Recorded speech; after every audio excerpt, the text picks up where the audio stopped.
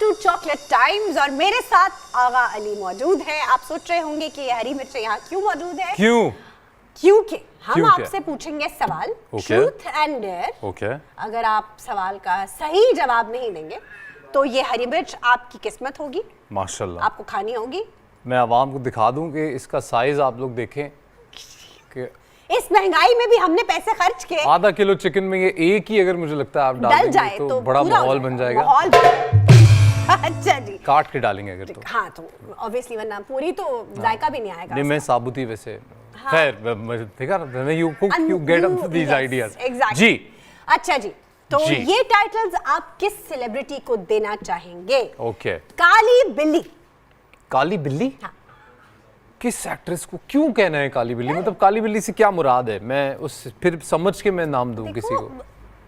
काली बिल्ली बहुत मिस्टीरियस होती है। अच्छा, ठीक है, तो आप मिस्ट्री वाइज दे सकते हो। अगर आप कम्प्लेक्शन पे जाना चाहो मिस्टीरियस कौन है यार इंडस्ट्री में? इंडस्ट्री में बहुत सारे एक्टर्स एंड एक्ट्रेसेस हैं। मैं किसी ऐसी एक्ट्रेस के साथ मैंने काम नहीं किया जो मिस्टीरियस हो। सब अच्छी है यार, जिन एक्टर्स की शादी होती है ना, बड़ा मसला होता है, वो अपनी बीवी के अलावा किसी को कुछ कहते ही नहीं है। लेकिन कौन है मिस्टीरियस? कौन है वो आखिर? कौन है वो जो मिस्टीरियस है और आगा अली को काली बिल्ली महसूस होती है? ऐसा मुझसे कभी किसी ने पूछा नहीं कि कौन सा एक्टर है जो मिस्टीरियस है। And I think all the actors that we work with फंसा लिया है इस सवाल में। नाज़रीन, नोट किया जाए जी। I have no idea. I am trying. नहीं बता यार किसी का नाम भाई। नहीं बताया यार, बूटी नहीं लगवा रहे हम। अच्छा, यू नीड टू नेम। तो ऑप्शंस दो मुझे। यार मैं ऑप्शंस कैसे दूं यार, क्योंकि मुझे नहीं याद आ रहा। यार देखो, आपने जिसके साथ काम किया उसके साथ मैंने तो काम नहीं किया ना। हाँ, लेकिन मिस्टीरियस कौन था यार? कौन था जिसको आप यकीन करो, मैंने बहुत जोर दिया है दिमाग पे अपने सोचने के लिए। ऐसा नहीं कि मैं सोच नहीं रहा, I have given it a lot of energy कि कौन है मिस्टीरियस, लेकिन कसम अल्लाह की कोई मुझे नहीं लग रहा। अच्छा, मैं क्या जी, उन्होंने कसम ही खा ली तो छोड़ दो। अब अगली दफा मैं कसम के ऊपर लेकिन देखो, मैंने उसके रिप्लेसमेंट में मैंने कहा कि मैं काला बिल्ला जरूर। ये तो बहुत आसान है कि जी मैं काला बिल्ला हूं, क्योंकि मेरा 80-90% ऑफ वार्डरोब इज ब्लैक। अच्छा, so there is a reason. Okay fine. Who do you think is overrated in the industry?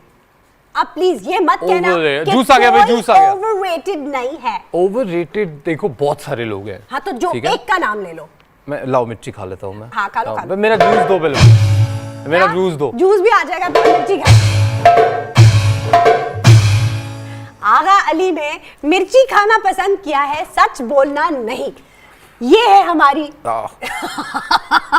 अच्छा चले, अब ये बताएं कि हमारी इंडस्ट्री में एज एन एक्टर बहुत सारे लोग हैं। इस सेगमेंट का नाम क्या है? इस सेगमेंट का क्या नाम है? इस सेगमेंट का नाम अभी हमने सोचा नहीं है। इसका नाम रखो भाई बदखोई special. This is truth and dare भाई। बदखोइयां करने का नहीं, हमने ट्रूथ एंड डेयर रखा है। अच्छा चलो पूछा। अब मुझे बताओ कि हमारे हमारे यहाँ भी बहुत सारे एक्टर्स होते हैं जिनके बड़े टैंट्रम्स होते हैं। So who according to you is बदतमीज एक्टर या एक्ट्रेस? अरे मैं क्यों बोलूंगा कौन एक्टर बदतमीज? यार किसके साथ ये किस किस्म के सवालात? मैं क्यों बैठ के नेशनल टेलीविजन में बोलूंगा फलाना एक्टर बदतमीज है, फलाना एक्टर लंबी लंबी छोड़ता है, फलाना एक्टर ये बोलता है। ओके, ये सवाल हम हज़फ करते हैं। आप बताएं। हज़फ कर दो। हज़फ करते हैं। अच्छा, ये बताएं कौन सा एक्टर है या एक्ट्रेस है जो ओवर कॉन्फिडेंट है, जिसको टैलेंट कम है लेकिन ओवर कॉन्फिडेंस है? बोलेंगे कौन सा एक्टर जो अमीर है, कौन सा एक्टर जो गरीब है? नहीं यार, मेरे बारे में सवाल। आप मेरे बारे में मुझसे कुछ भी पूछो, जो दिल करे पूछो, मुझसे रिलेटेड पूछो। ओके, आप एज अ होस्ट या किस सेलिब्रिटी को दोबारा अपने शो में नहीं बुलाएंगे? एक और बात। हाँ जी, मैं एज अ होस्ट किस सेलिब्रिटी को अपने शो में नहीं बुलाऊंगा?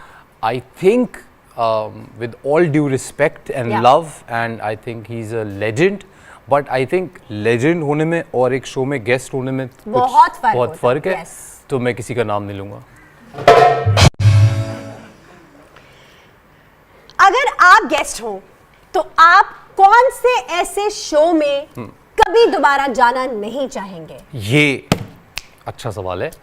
एक शो है जिसमें मैं दोबारा मुझे नहीं लगता है कि मैं आऊंगा, और मैं उसका नाम नहीं लूंगा। ओके, आगा अली की जिंदगी का मोस्ट एम्बैरेसिंग मोमेंट। ये है सवाल, ये अब देख रही है मेरे बारे में, तो हाँ, मैं अब खुल के बता सकता हूँ। ओके, खुल के बताना। तो मैं खुल के बताता हूँ। देखो अभी की बात नहीं है, ये बात है मेरे 1960 की बात है, मेरे बचपन की बात है। हाँ, जब नहीं, ऑनेस्टली सीरियसली, जब फोन नहीं होते थे, मोबाइल फोन, हाँ मोबाइल फोन नहीं होते थे, तब लैंडलाइंस होती थी। हाँ लैंडलाइंस तो खैर थी, बिल्कुल थी, but I was in school and जैसे ये स्वैग में बजा रहा है, इस तरह मैं सुबह असेंबली में ड्रम प्ले करता था नेशनल एंथम के दौरान। Park Sarzameen Karachi, Lahore, Islamabad. No in Lahore, I was studied in Lahore and so मैं स्कूल में रोज सुबह, तो मुझे पूरे स्कूल, क्योंकि असेंबली में पूरा स्कूल होता है, ऑल द टीचर्स, स्टूडेंट्स, तो सबके सामने खड़े होके वो मुझे ड्रम प्ले करना होता है। ठीक है। तो एक दिन इससे पहले कि हम वो शुरू करते ही ड्रम का एक स्टिक जो है वो टूट गया। अनफॉर्चुनेटली उस दिन सुबह सुबह बारिश हुई थी, और जो स्कूल का जो मैदान होता है, हाँ, वो कहीं से नीचे कहीं से ऊपर हो जाता है, बिकॉज सारे बच्चे उस पे खेलते हैं। तो वहाँ पे एक सर्टेन जगह पे पानी तो नहीं था, वो कीचड़ जमा हुआ, वो पटल बन जाती है। तो क्योंकि मेरे में बचपन से ही बहुत ज्यादा स्वैग हुआ करता था, तो जब वो स्टिक टूट गया तो मेरी प्रिंसिपल ने मुझे कहा कि bring the other stick. I was like madam मैं यूं आया, पूरा स्कूल वेट कर रहा है, नेशनल एंथम के बगैर तो क्लास शुरू नहीं होती है, तो मैं वहां से भागा।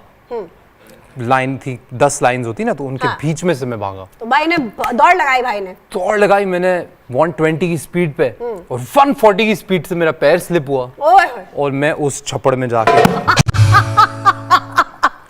और मैंने विटनेस किया है वो लम्हा जब पूरा स्कूल हंस रहा था, और मैं जब खड़ा हुआ तो मैं एक कदम कीचड़ में हम पंजाबी में कहते हैं लिबड़ा हुआ एक बच्चा था, और पूरी मेरी हालत थी। तो उसी वक्त मेरी एक बहुत स्वीट टीचर होती थी, miss Christina, I can never forget her, English teacher थी हमारी।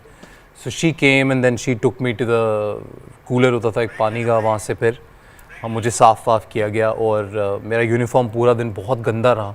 सो आई थिंक मैं पूरा दिन बहुत एम्बैरेस्ड रहा, but then my principal appreciated and she said that you still went and you got the stick and then you played the national anthem. उस कीचड़ में लथपथ हालत में, हाँ, धो वो के फिर, क्योंकि नेशनल एंथम तो प्ले करना ही था। तो नेशनल एंथम करते हुए बच्चे हंस रहे थे, क्योंकि मैं कीचड़ में लथपथ। तो ये मुझे कभी भूलेगा नहीं है। इससे एक सबक मिलता है कि चाहे कुछ भी हो जाए जिंदगी में, never fall back of your responsibility. इनकी रिस्पॉन्सिबिलिटी थी सुबह सुबह ड्रम बजाना, इन्होंने कीचड़ में लथपथ हो के भी बजाया। सो हम ले रहे हैं एक ब्रेक, और आप कहीं मत जाइए।